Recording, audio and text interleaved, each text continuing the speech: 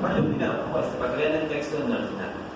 Son dos capítulos muy, muy pequeños de la novela. Bueno, ahorita les digo. Empiezo el 45. El collar se cierra en torno del cuello del mundo, quien ahora por primera vez percibe el vacío que antecede a la asfixia. Su pecho quiere moverse, sus pulmones inhalar, pero el atún sigue apretando y por supuesto está sentado encima de su cuerpo, dominándolo con su peso. Mundo solo tiene libre la mano derecha, de la que el atún no se ocupa, con el fin de que su esclavo pueda escribir sus impresiones. El atún le ha puesto un teclado delante, sobre la alfombra, justo en el límite de su alcance. Obedientes, temblorosos, los dedos de Mundo se acercan a las teclas blancas. Pulsan la M, la E, la barra espaciadora, la E de nuevo, la S, la T. Pero no es solo que el esfuerzo requerido sea mayor cada vez. Mundo no puede ver la pantalla de la computadora, que está en su sitio sobre el escritorio, a más de 1 metro de altura de sus ojos, de modo que no puede estar seguro de no haberse equivocado ya en una letra o en todas. Tal vez su relación sea ya ininteligible, precisamente como el pensamiento que se diluye en la armonía o el delirio. Pero todavía apenas puede ver el propio teclado, pues su brazo, extendido hacia adelante, cubre casi la mitad de su campo visual. Y así Mundo está en constante riesgo no solo de errar, no solo de no terminar, sino de perder de todo el uso del teclado, de quedarse sin voz antes de la muerte prevista. A veces, si uno de sus movimientos se confunde con un espasmo o un temblor de pánico, en vez de dar con las teclas, sus dedos voltean el borde recto del teclado, con el riesgo consiguiente de que éste se aleje a una posición más remota de la que su mano podría alcanzar.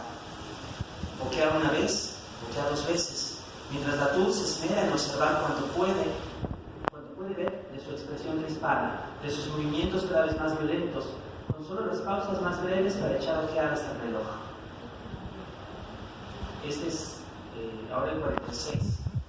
A veces Mundo se pone un delantal color blanco y una cofia y absolutamente nada más para convertirse en la mucama del atún. Entonces va por la casa con su plumero, limpiando los objetos más frágiles, desempolvando las superficies. Canta canciones de moda o bien suspira largamente. El atún puede ordenar esta actuación en un momento de hastío o bien para impresionar a algún invitado. Pero a él mismo no le excita esta muestra particular de indignidad. Es una de muchas gracias, entre comillas, que Mundo ha aprendido en esta vida suya. Anoto que la novela es así, está hecha como de pequeñas estampas, pequeños fragmentos pues, de la vida de estos personajes. En este caso, como pueden ver, que se llama La Tur, y ahorita hablaremos quizá un poquito más de eso, se dedica pues como a torturar al otro, ¿no?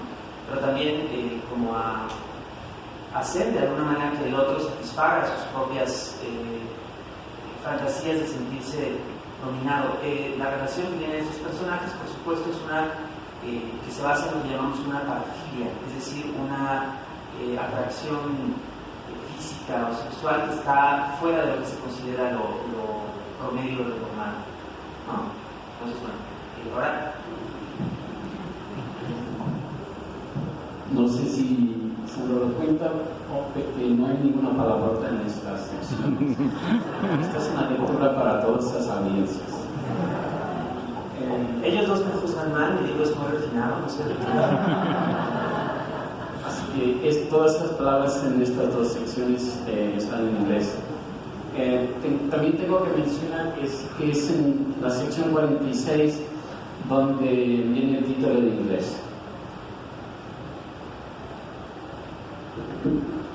The collar closes around Mundo's neck, who now, for the first time, perceives the emptiness that precedes suffocation. His chest wants to move, his lungs inhale, but Lectura keeps squeezing and, of course, is sitting on top of his body, dominating him with his weight. Mundo only has the right hand free, with which Lectura doesn't engage so that his slave can write his impressions. Lectura has placed a keyboard in front of him on the rug, just at the limit of his reach. Obedient, trembling, Mundo's fingers approach the white keys. They press the I, the space bar, the A-N, the N, the space bar. But it's not just that the effort required becomes greater every time. Mundo can't see the computer screen, which is in its place on the desk, more than a meter above his eyes, so he can't be sure that he's not made a mistake already on one letter or on all of them. Maybe the relationship is already unintelligible, exactly like the thought that becomes diluted in agony or delirium. Worse yet, he can barely see the keyboard itself, as his arm, extended forward, covers almost half of his field of vision. And so Mundo is at a constant risk not only of making a mistake, not only of not finishing, but of losing the use of the keyboard entirely, of being left without a voice ahead of his expected death.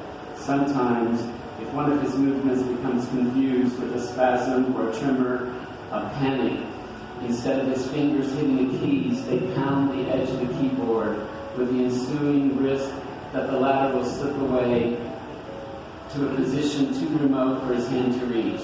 He gasps once, then twice, while the tourist strives to observe how much he can see of his twitching expressions, of his increasingly violent movements, with only the shortest moments to glance at the clock. 46. Sometimes, Mundo puts on a white apron and a little cap and absolutely nothing else, to act as the tourist maid.